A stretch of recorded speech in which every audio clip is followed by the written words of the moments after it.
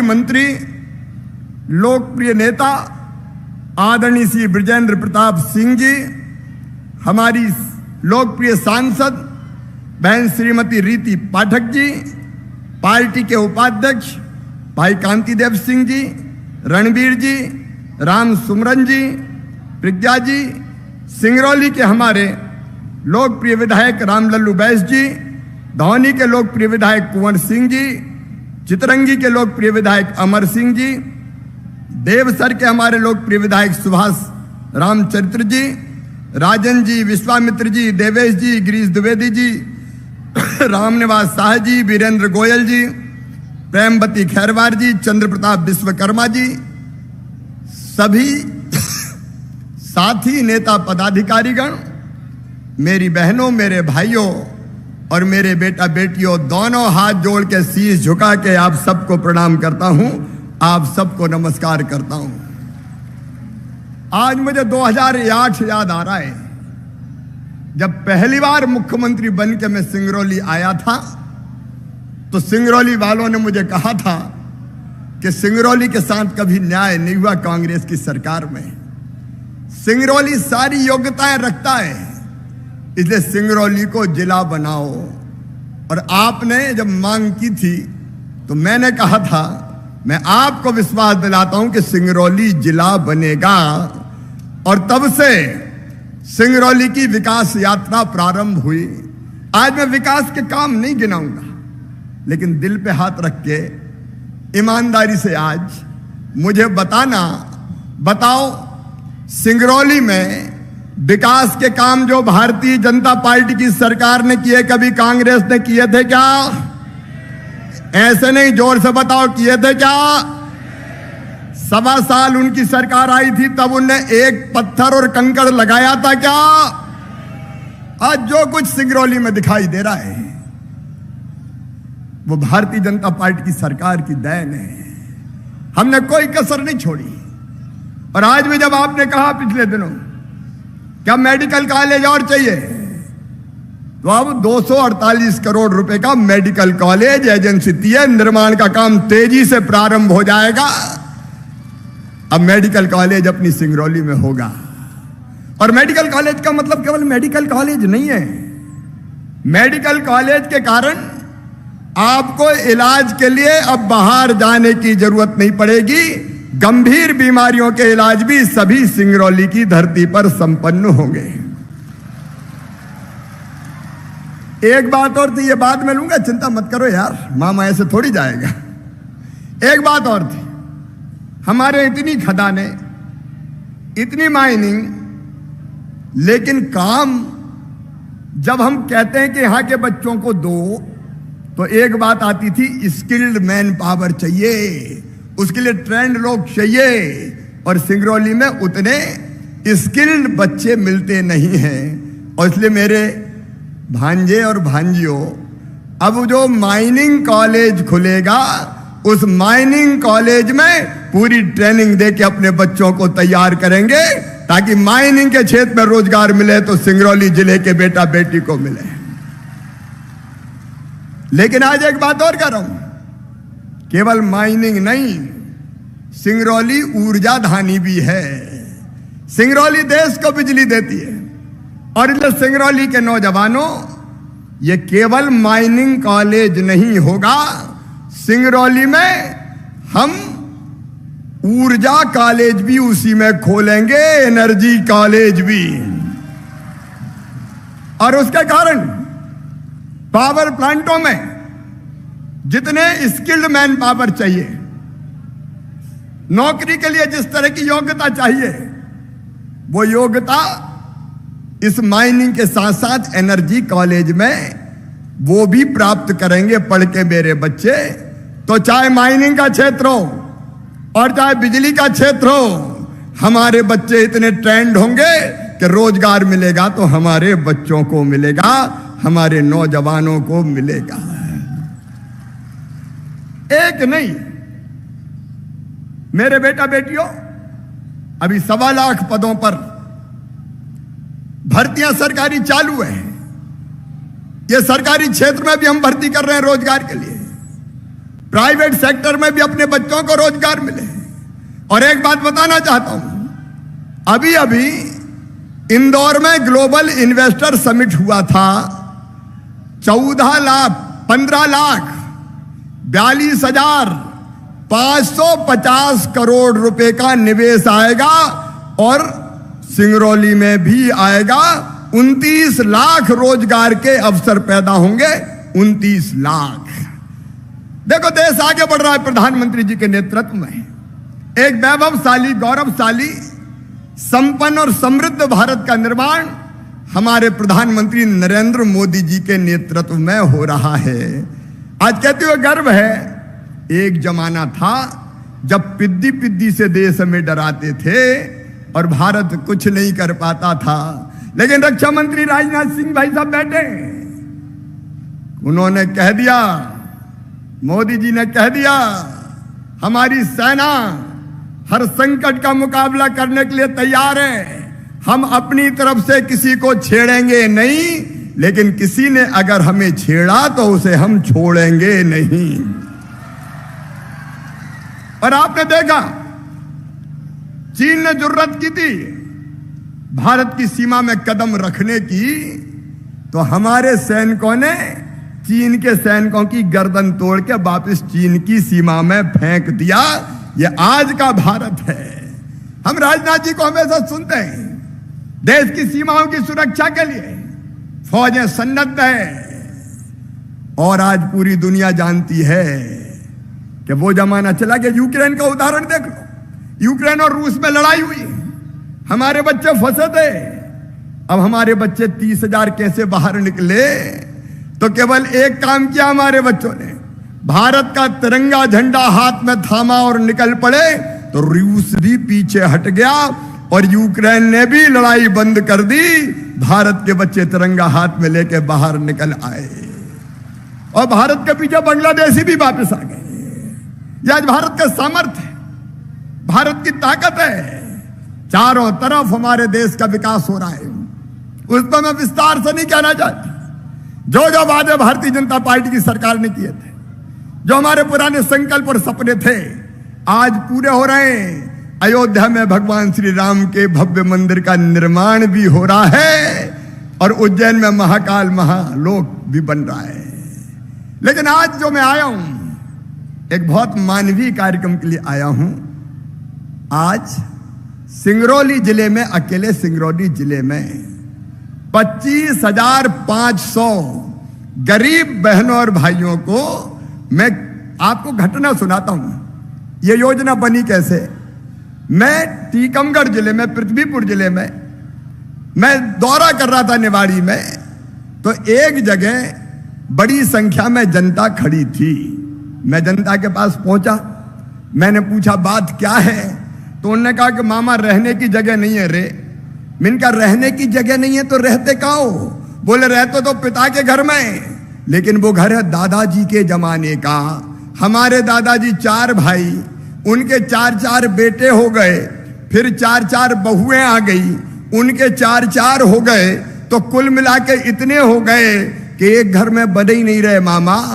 हालत यह है कि बारी बारी से सोते हैं। 10 से 12 बजे तक तुम सो, 12 से 2 बजे तक ये सोएगा, 2 से 4 बजे तक ये सोएगा।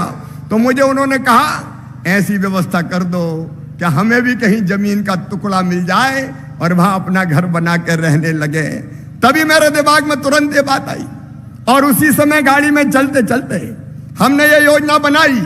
केवल सिंगरौली जिले वाले नहीं, मीडिया के माध्यम से पूरा मध्य प्रदेश सुन ले। हमने फैसला किया है, मध्य प्रदेश की धरती पर कोई गरीब रहने की जमीन के बिना नहीं रहेगा। हर गरीब को प्लाट दिए जाएंगे, फ्री में प्लाट, निःशुल्क प्लाट दिए जाएंगे। मैं आपसे पूछना चाहता हूं बहनों और भाइयों, बताओ सबके पास रहने की जमीन होना चाहिए कि नहीं? ऐसे नहीं, जोर से बताओ, होना चाहिए कि नहीं? अरे भगवान ये धरती सबके लिए बनाई भाई, गरीब के लिए भी ये धरती है। ये जल, ये जमीन, ये जंगल, ये हवा, ये खुला आसमान, ये पेड़ पौधे, ये फूल, ये फल, ये अनाज, सबके लिए भगवान ने बनाया। इंसान ने अपनी दुनिया अलग बना ली, कोई अमीर बन गया, कोई गरीब रह गया। आज मैं कहना चाहता हूं, कांग्रेस की सरकार में गरीब भगवान के भरोसे था, लेकिन आज भारतीय जनता पार्टी की सरकार में जल जमीन और जंगल का मालिक गरीब बनाया जा रहा है। जल जमीन जंगल का मालिक बना रहे हैं। मैं भावपूर्ण शब्दों में आपसे कह रहा हूं, आप बताओ अगर कोई के पास जमीन नहीं है रहने की, उसकी जिंदगी कैसे कटती होंगी, उसकी, उसके परिवार की, उसके बच्चों की। कई जगह वो किसी दूसरे की जमीन पर रहते थे तो दादागिरी होती थी, हमारी बात मान और नहीं तो चल भग, ये जमीन तो मेरी है। सुनो गरीब बहनों और भाइयों, मध्य प्रदेश की धरती पर, पूरे मध्य प्रदेश में कोई गरीब जमीन के बिना नहीं रहेगा। एक तरफ जब हम उद्योगों के लिए जमीन देते हैं तो गरीबों को जमीन क्यों नहीं देंगे। आज 421 एकड़ जमीन सिंगरौली के गरीबों को बांटी जा रही है और केवल सिंगरौली में नहीं बटेगी, पूरे मध्य प्रदेश में बटेगी। सरकारी मिलेगी तो सरकारी बांटूंगा और सरकारी नहीं मिली तो खरीद के दूंगा, लेकिन कोई गरीब जमीन के बिना नहीं रहेगा। हर एक के पास अपना जमीन का टुकड़ा थोड़ा सा हो, जहां पूरे स्वाभिमान के साथ वो अपने परिवार के साथ रह सके। यही तो सामाजिक न्याय है। पंडित दीनदयाल उपाध्याय जी ने यही भारतीय जनसंघ के समय हमसे कहा था, ये गरीब तुम्हारा असली भगवान है, इसकी सेवा कर लो तो समझो भगवान की पूजा हो गई। आज का कार्यक्रम गरीबों की सेवा का अनुष्ठान है मेरे बहनों और भाइयों, गरीबों की सेवा का अनुष्ठान है और ये पूरे मध्य प्रदेश की धरती पर चलेगा। प्रधानमंत्री श्रीमान नरेंद्र मोदी जी ने गरीब कल्याण योजनाएं बनाई है। सुनो मेरे गरीब बहनों और भाइयों, मैं सबसे ये कहना चाहता हूं, जीने के लिए क्या चाहिए, रहने के लिए जमीन, उसका इंतजाम हम कर रहे हैं। धीरे धीरे पूरे मध्य प्रदेश में हो जाएगा। फिर रहने को मकान, प्रधानमंत्री आवास योजना के अंतर्गत 38 लाख मकान अब तक मिले थे, 34 लाख बना के तैयार कर दिए, 34 लाख बना के तैयार कर दिए। आगे मकान बनाने का क्रम जारी रहेगा और जमीन के पट्टे के लिए यहाँ कलेक्टर है, कमिश्नर है।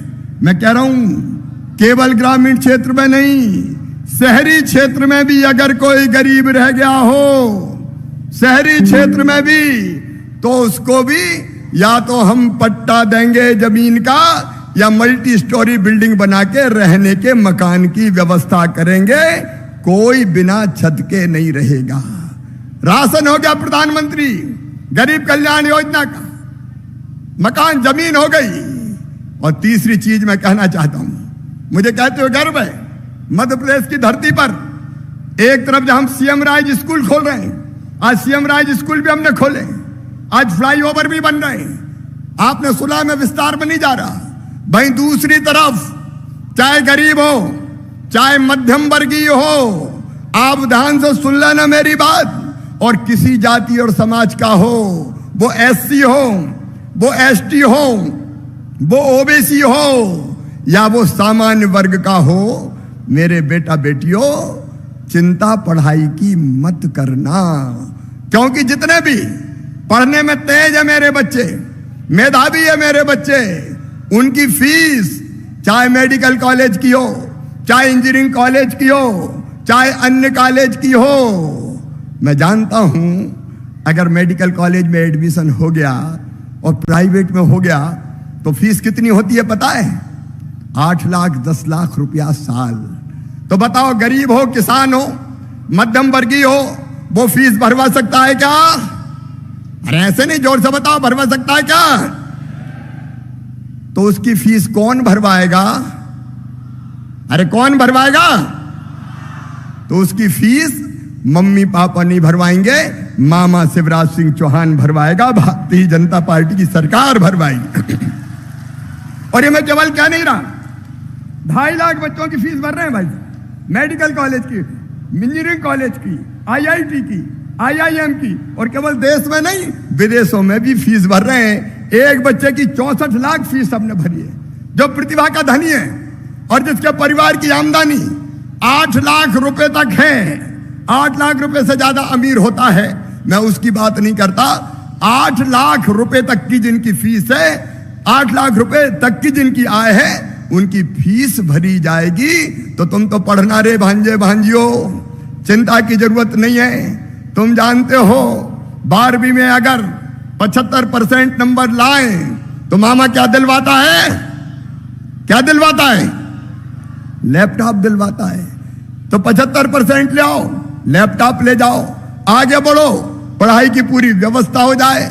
और इसलिए गरीब की जिंदगी में जो जो चीज जरूरी है वो सब करने का प्रयास कर रहे हैं। आज 25,000 में से कई भाई बहन ऐसे बैठे होंगे जिनको जमीन का प्लाट मिला है, अधिकार पत्र मिला है। अगर ऐसे बैठे हो तो जरा अपना अधिकार पत्र उठा के दिखाएं। जिनको आज जमीन का प्लाट मिला है, एक बार अधिकार पत्र उठा के बताएं। और वो पीछे तक हमारे कई भाई बहन अपने अधिकार पत्र लहरा रहे हैं। तो जमीन हो, उसके बाद बच्चों की पढ़ाई हो, इलाज की व्यवस्था हो। 3 करोड़ आयुष्मान कार्ड बने हैं मध्य प्रदेश की धरती पर।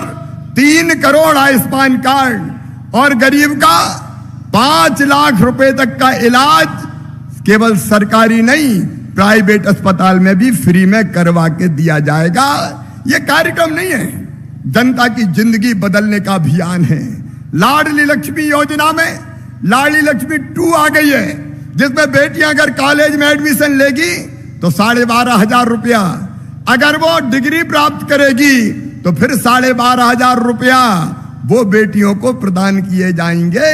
तो जिंदगी के जितने पहलू हैं, जहां कष्ट और परेशानी हो सकती थी, वो सब हल करने की कोशिश की है।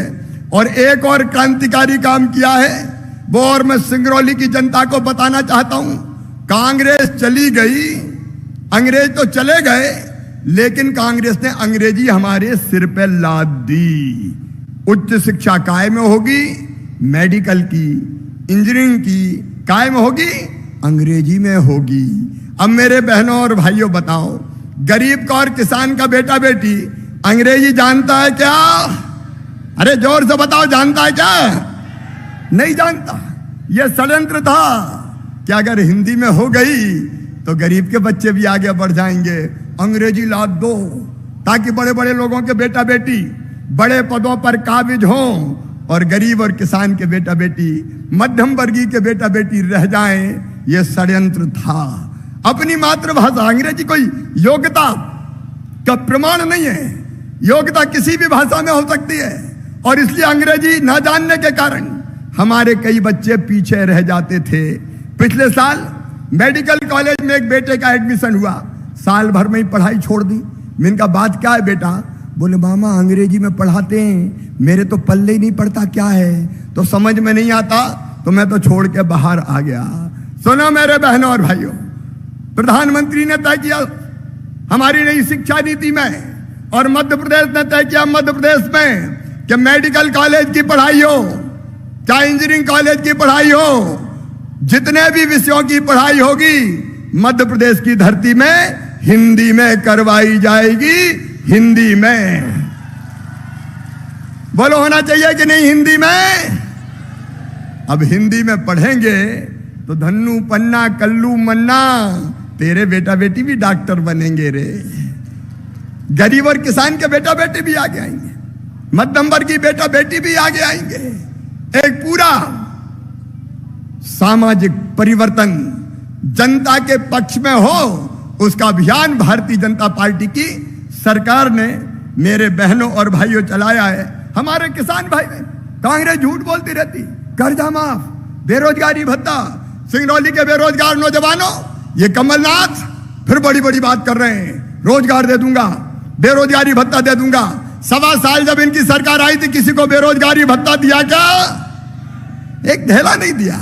लेकिन किसानों को प्रधानमंत्री श्रीमान नरेंद्र मोदी जी की सरकार ने 6,000 रुपए हर साल देने का फैसला किया, और किसानों के मोदी जी के साथ साथ मैंने भी सोचा कि चौथी बार मुख्यमंत्री बन गया शिवराज, 4,000 तू भी डाल रहे तो 6,000 प्रधानमंत्री जी देते हैं, 4,000 मैं डालता हूं। गरीब किसान हो चाहे कोई भी किसान हो, 10,000 रुपया हर साल मिल रहे हैं। आज 7 लाख किसानों के खाते में 170 करोड़ रुपया रीवा संभाग के किसानों के खाते में डाले हैं। गरीब हो, किसान को 0% ब्याज पे कर्जा देने का मामला हो। मेरे आदिवासी बहनों और भाइयों, पेसा एक्ट मध्य प्रदेश की धरती पर लागू करके तुम्हें जंगल का वनोपज का मालिक बनाया है।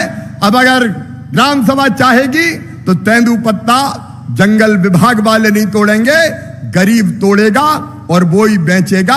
ये जंगल का अधिकार है। मैं इसके बारे में आज विस्तार में नहीं जा रहा, लेकिन समाज के हर वर्ग के कल्याण के काम लगातार जारी है। मध्य प्रदेश तेजी से बदल रहा है। मुझे कहते हुए खुशी है कि कई मामलों में आज अपना मध्य प्रदेश नंबर 1 के राज्य की पांच में शामिल हो चुका है। मैं लंबी बात नहीं कहूंगा। आज हमारे आदरणीय नेता, हमारे बड़े भाई, सबको तय करने वाले और देश के हमारे ऐसे नेता जिनके हाथों में सीमाओं की सुरक्षा की जवाबदारी है और जिन पर हमें गर्व है, वो हमारे बीच पधारे। लेकिन 2-3 चीजें अभी मेरे ध्यान में आई है, बस उसकी चर्चा करके मैं अपनी बात समाप्त करूंगा।